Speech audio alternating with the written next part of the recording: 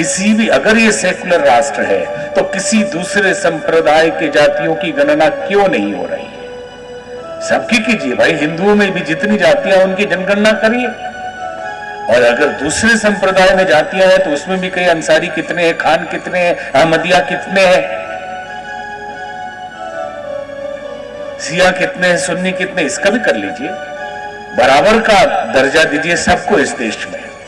लेकिन नहीं, हिंदुओं की जाति जनगणना की जाएगी। किस लिए? कि पता चले कि बिहार में किस जाति के कितने हैं तो सरकार किस अपनी बन सकती है। इसके चक्कर में पूरे देश में हम कहते हैं हिंदू मुस्लिम सब मिलके रहो, कोई बात नहीं, सबका देश है, लेकिन ये भेदभाव क्यों? और ये हिंदुओं के अंदर जाति जाति, अब जातिगत दल बन गए हैं बहुत सारे। इसमें नेताओं को बहुत मजा है कि एक छोटी सी जाति, उसका एक नेता खड़ा हो गया, बोले हम अपने बिरादरी के नेता है, 2 टिकट हमको भी चाहिए। अब सरकार है मजबूरी में, चलो भाई इसको भी दे दो। राष्ट्र के लिए सोचने वाले अगर जातियों के नाम पे ही टिकट दिए जाते रहे, जातियों के नाम पे ही पोषण किया जाता रहा, तो राष्ट्र को समर्थ हम नहीं बना पाएंगे। योग्य व्यक्तियों को टिकट मिलना चाहिए, योग्य व्यक्तियों को मिले या न मिले वोट देते समय ध्यान देना चाहिए। पहले तो बोलते हैं देश उन्नत होना चाहिए, राष्ट्र समर्थ सशक्त शिक्षित होना चाहिए, लेकिन वोट देने की बारी आएगी तो हमारे रिश्तेदार हैं, हमारे बिरादरी वाले हैं, उनको ही देंगे। अरे वो तो क्रिमिनल था, कल तक टिकट ले आया, बोले क्रिमिनल है तो क्या, हमारी बिरादरी का है, और जितवा दीजिए, उसके बाद वो पूछता है आपको? नहीं पूछने वाला। और इस धर्म के अंदर जातियों में बटे, फिर इसमें भी संप्रदायों में बटे कि राम कथा हो रही है तो भागवत वाले नहीं आएंगे कि भाई हम लोग तो लड्डू गोपाल लेके घूमते तो राम जी की कथा चल रही है, भाई हम तो सभी कथा करते हैं, भागवत भी करते हैं, और भागवत हो तो राम जी वाले नहीं जा रहे। वो बोल रहे हम फलाने वाले, हमारे गुरु जी अलग है, हम लोग का अलग सत्संग चलता है, दूसरे बाबा आए, हम कैसे जाए? अरे कोई भी संत आए ज्ञान की ही तो बात बताएंगे। और जितने गुरुजी लोग हैं उतने संप्रदाय खड़े हैं इस हिंदू धर्म के अंदर, और सबके गुरुजी ही ब्रह्मांड को रोके हुए हैं, जिससे बात करेंगे कि हमारे गुरु ना होते तो सृष्टि तो कब का खत्म हो जाती है। और इसी कारण एक तो जातियां, उसके बाद धार्मिक लोगों के अंदर अपने अपने संगठन, अपने अपने गुरु, इसमें भी अरे गुरु है तो बहुत अच्छी बात, ज्ञान मिलेगा, गुरूर ना हो, गुरु थक रहे। एक बुढ़िया थी रांची में, हरमू कॉलोनी में रहती थी, उसके पास एक मुर्गा था। जब सुबह सूरज निकलता उसके पहले मुर्गा बोलता कुकड़ू को। बुढ़िया कहती ताली बजा के, वाह वाह मेरा मुर्गा बोला सूरज निकला। अगर मेरा मुर्गा न बोले तो अंधेरे में रहेंगे रांची के लोग। एक दिन एक आदमी से बुढ़िया का झगड़ा हो गया। बुढ़िया ने बोला मुझे नहीं जानते मैं कौन हूं, मेरे मुर्गे के कारण पूरी दुनिया में रोशनी है, चली जाऊंगी यहां से हजारीबाग, अंधेरे में पड़े रहना रांची वाले सारे। तो उन्होंने 2-4 डांट लगाई, बुढ़िया नाराज होकर सचमुच चली गई हजारीबाग। वहां सुबह मुर्गा बोला, सूर्योदय हुआ, बुढ़िया तो नाचने लगी कि वाह वाह रांची वाले अंधेरे में होंगे, आएंगे नाक रगड़ के, लेकिन मैं नहीं जाने वाली। मेरा मुर्गा बोलता है इसलिए सूरज नहीं निकलता, सूरज निकलता है इसलिए मुर्गा बोलता है। और ये साधु संत है इसलिए ईश्वर का अस्तित्व नहीं है, ईश्वर है इसलिए ये मुर्गे भी है। ये भगवान के मुर्गे ही तो साधु संत है, जो भगवान अब आने वाले हैं, प्रभु आ रहे हैं, आवाज लगाते हैं लोग, बांग लगाते हैं। साधु संत मतलब मुर्गा, चौकीदार भी समझ ले। चौकीदार क्या करता है? चौकीदार किसी डाकू से लड़ता नहीं है, 2 चौकीदार है, इतनी बड़ी सोसाइटी है, वो सिर्फ करता है जागते रहो तेरी गठरी में लागा चोर, जरा जाग मुसाफिर, जागते रहो। तो गाली भी देते हैं। अरे बाबा लोग, चौकीदार को कोई काम नहीं, रात भर जगाता है। और पैसा कौन देता है? सोसाइटी वाले ही चौकीदार का पैसा देते हैं। हटा दे तो भी नहीं चलेगा। ठीक वैसे ही साधु संत को कहते हैं, अरे इनका तो यही काम है, काम क्रोध लोभ मोह, ये संसार माया। और पैसा कौन देता है? आप ही लोग देते हैं। ये चौकीदार बोलता है जागते रहो, तो हम लोग जगाने आते हैं। जाग जाओ तो आपकी भलाई चोरी नहीं होगी आपके यहाँ, न जागो तो सब ले जा रहे हैं। बोलिए राजा रामचंद्र भगवान की कबीरदास जी कहते हैं, कबीरा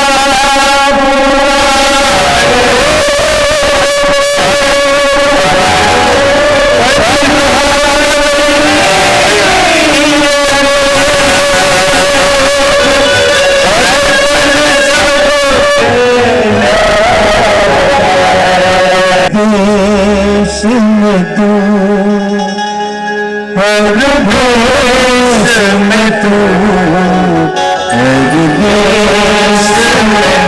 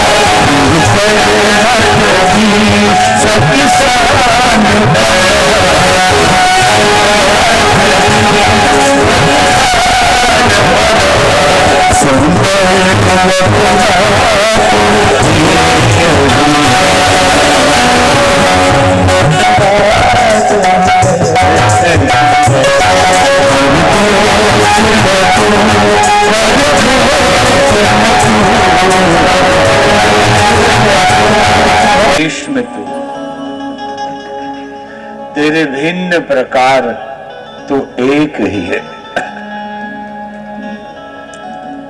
भगवान कहाँ है? अंग्रेजी में लिखा हुआ देखा आपने कभी? Where is God? Nowhere. अभी नो में डब्ल्यू को नजदीक कर दीजिए तो क्या हो जाएगा? Now here. If you have faith then now here, otherwise nowhere. हर देश में, हर वेश में, हर जगह परमात्मा है।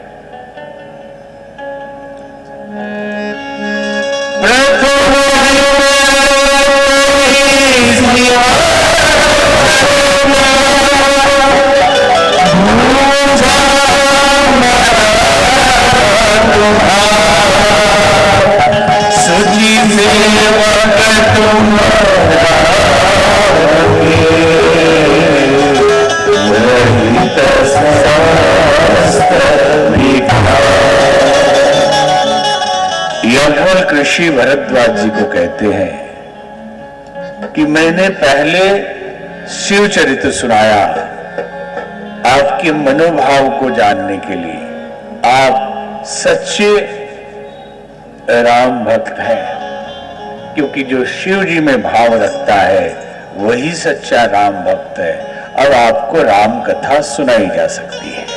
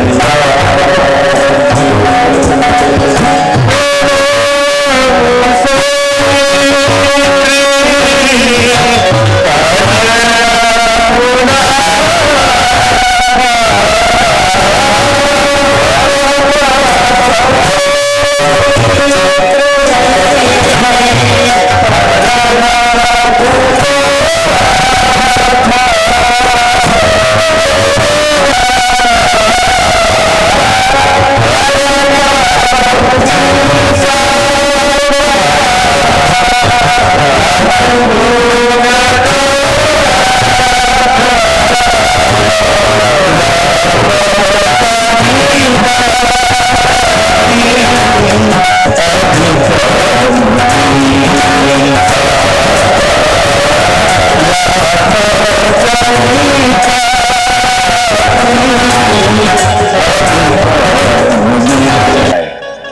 उनके संपूर्ण चरित्र को कह नहीं सकते। पूरी दुनिया कठपुतली है, नचाने वाले तो वही है। कठपुतली का नाच देखा, यमपुरी नाटक, पीछे से वो नचाते रहते हैं, लगता है ये काठ की पुतली खुद नाच रही है। प्लास्टिक के पुतली होती है, केस जैसा धागा होता है, उंगली में चिपका ले नचाते रहे, धागा दिखाई नहीं देता। लेकिन कठपुतली सोच ले कि वो स्वयं से नाच रही है तो कितना बड़ा भ्रम होगा। ठीक वैसे ही हम आप जो भी है, जीवन में जो घटनाएं घटती है, ऐसा लगता है कि हमने किया, हमारे कारण ऐसा हुआ। तो कभी हम प्रसन्न भी होते हैं, कभी दुखी भी होते हैं, काश ऐसा नहीं हुआ होता। अगर हम ये गलती नहीं किए होते, आप क्या कर सकते थे? कठपुतली है। ड्रामा के स्टेज पे स्क्रिप्ट पहले से लिखा और पीछे से अगर गलती होती तो पढ़ के बोल भी रहा है कि डायलॉग तेरा नहीं था, ये दूसरे के डायलॉग क्यों बोल रहे हो, और प्लानिंग भी कर रहे हो कि नहीं हम ऐसे बोल लेंगे, जो लिखा हुआ बोलो, नहीं तो पीछे जाओ तो इंतजाम करें, नाटक से ही निकाल देंगे। और पीछे जितने दुश्मन यहां दिखाई देते हैं, पीछे जाए तो सब एक ही है, साथ में बैठ के खेल रहे, खा रहे हैं। राम सूत्रधर अंतर्यामी, जग पे खन तुम देख निहारा, विधि हरि शंभु नचाओ निहारा। ब्रह्मा विष्णु महेश सबको नचाने वाला परमात्मा। एक दिन कैलाश पर्वत पे महादेव भोलेनाथ एक बरगद के वृक्ष के नीचे बैठे थे। गोस्वामी जी ने उनके सौंदर्य का वर्णन किया, अद्भुत सुंदर। लोग सोचते हैं कि महादेव सांवले हैं, ने कई लोग। कुंभ के मेले में एक बहुत बड़ा आर्टिस्ट आया, हमारा शिष्य, शिव जी की एक मूर्ति बनाई 30 फीट की हाफ, और पूरा ही ब्लू कलर का कर दिया। हमने कहा ऐसा क्यों किया? बोले कैलेंडर में हमने ऐसा ही देखा है, फोटो में देखा है ब्लू होता है। हमने कहा वो गोरे हैं। बोले अच्छा, शिव जी गोरे हैं? वो है ना, कर्पूर गौरम करुणावतारम, कपूर जैसे गोरे हैं और करुणा के अवतार है। लेकिन लोग आरती के समय जैसे ही स्तुति आती है कि कर्पूर गौरम करुणावतारम संसार सारम भुजगेंद्र हारम, जल्दी से कपूर डालो, कपूर डालो, आ गया। अरे भाई, वो नहीं बोल रहा कपूर डालो, वो तो बोले हे प्रभु हे भोलेनाथ आप कपूर जैसे गोरे हैं। लेकिन उसी समय धुआं ढककर शुरू, कपूर डालना हर जगह, पूरी दुनिया में जितने हिंदू हैं, हर मंदिर में यही हाल है। आपके घर में भी ये हो रहा होगा। कोई कपूर तो लिखा नहीं कपूर जलाइए वहां, वो तो स्तुति हो रही कि हे शंकर भगवान आप कपूर जैसे गोरे हैं, करुणा के अवतार हैं, समस्त संसार का सार है। और भुजगेंद्र सांपों का हार पहने हुए हैं। अब कई बार भाषा की गड़बड़ी के कारण एक जगह हम कॉलर ट्यून में सुन रहे थे कर्पूर गौरम करुणावतार, गाना था, हम तो मंत्र बोल रहे हैं, संसार सारम भुजगेंद्र हारम। अगला जो शब्द था बड़ा खतरनाक था, सादा वसंतम। हाँ? सादा मतलब व्हाइट, लेकिन सिंगर भोजपुरी है, तो भोजपुरी में सदा थोड़े होला, सादा कहल जाला। अब भोजपुरी में क्यों कहे कि का होता, राम कथा, राम काथा होता, ऐसे ना बोले जाला कि गौर ने काथा सुने हर मैदान में, और हिंदी में बोलेंगे तो कथा। वैसे ही संस्कृत है ना भाई, तो संस्कृत को आप भोजपुरी में थोड़े बोलेंगे, और वो पूरा कॉलर ट्यून में चल रहा है, बड़े फेमस सिंगर का गाया हुआ है, सादा वसंतम। अब बेचारे को कोई बताया, वो आया भी था भी हम से मिलने हरिद्वार, लेकिन हम बता नहीं, भूल गए उस समय। ये पवन सिंह का है। अब डालना कर्पूर गौरम पवन सिंह, सब बहुत अच्छा, धुन बहुत अच्छा, गाया भी बहुत अच्छा, लेकिन वो सदा को सादा बोला हुआ है। बोली रामचंद्र भगवान की जय। तो सुंदर भगवान शिव का वर्णन, कमल नयन। हाँ, तो वहां कुंभ के मेले में हमने कलर चेंज करवाया रातों रात। हमने कहा कि भाई सुंदर हीरो जैसे होते हैं शिव जी को बना दो, वैसा कलर लगाओ, वो उनकी आंखें वैसी दिखनी चाहिए, उनके गाल वैसे, सिर्फ कंठ में नीला करो, नीलकंठ है, क्योंकि जो यहां लिखा वैसा हमने बनवाया। फिर लिखा है गाल उनके लाल है, पंखुड़ी जैसे होठ है, अद्भुत कमल जैसी आंखें हैं शिव जी की, जटा जूट है और सर्पों की माला है, चंद्रमा विराजमान है, गंगा जी निकल रही है, लावण्य निधि, जो वर्णन है उसमें कि एकदम अद्भुत सुंदर है भगवान शिव। और पार्वती जी वहां आती है तो जानी प्रिया आदर अति कीना, वाम भाग आसन हर दीना। सती जी जब आई थी परीक्षा के बाद तो सामने बैठने के लिए दिया, साथ में नहीं बिठाया, अभी बाएं भाग में बिठाया कि आप अधिकारी हैं। सती जी ही पार्वती जी है, उनको बिठाया, बैठी शिव समीप हरसाई, पूर्व जन्म कथा चिताई। आनंदित होकर महादेव के बाएं भाग में बैठी और वहां बैठते ही पूर्व जन्म की पूरी स्मृति आ गई कि वही सती थी। और उन्होंने एक भूल की, विश्वास पे विश्वास नहीं किया। भगवान महादेव साक्षात विश्वास के रूप हैं और उन्होंने कहा कि ये जो राम जी हैं, मुनिधीर जोगी सिद्ध संतत विमल मन जहि ध्यावहि, सोई राम व्यापक ब्रह्म भुवन निकाय पति माया धनी। जिनके लिए ऋषि मुनि इतनी तपस्या करते हैं, ये वही शरीर धारण करके आए हैं धर्म की स्थापना के लिए, अधर्म के नाश के लिए, साधुता की रक्षा के लिए। तो उन पर विश्वास नहीं किया। तो उन्होंने कहा मुझसे बड़ी भूल हुई थी पिछले जन्म में, और कथा सुनने गए थे कुंभज ऋषि के यहां, वहां भी मैंने ध्यान नहीं दिया। या तो कथा सुनने आए नहीं, और आए तो बड़ी श्रद्धा से सुने, ये कहानी नहीं है, ये भी एक मंत्र प्रयोग है। तभी तो भगवान राम ने कहा कि दूसरी रतिमम कथा प्रसंगा, दूसरी भक्ति है ये, मेरे कथा में रति लगाना। तो भगवान शिव ने उनको बिठाया, उन्होंने कहा प्रभु पिछले जन्म में जो गलती मुझसे हुई उसका प्रायश्चित हो जाएगा, मुझे भगवान की कथा आप सुनाइए। निराकार निराकार कैसे हो जाता है, सर्वव्यापी प्रकट कैसे होता है, भगवान राम की कथा सुनाइए, उनके अवतरण की, बाल लीलाओं की, विवाह की, वनगमन की, सीता जी के हरण की और रावण के मरण की, भगवान स्वधाम कैसे गए ये भी कथा सुनाइए। प्रश्न पूछा पार्वती जी ने। निश्चित पार्वती मैया जिज्ञासु है। हमारे जितने भी शास्त्र हैं सब में पार्वती जी ने पूछा है और शिव जी ने उत्तर दिया है। भागवत महापुराण, कृष्ण भगवान की कथा है ना, सुनाया किसने? शिव जी ने पार्वती जी को सुनाया। बीच में नींद आ गई तो सुग्गे ने सुन लिया और वही सुखदेव मुनि बन गए। हर पुराण, तंत्र मंत्र, निगम आगम सब शिव जी ने सुनाया और पार्वती जी ने सुना है।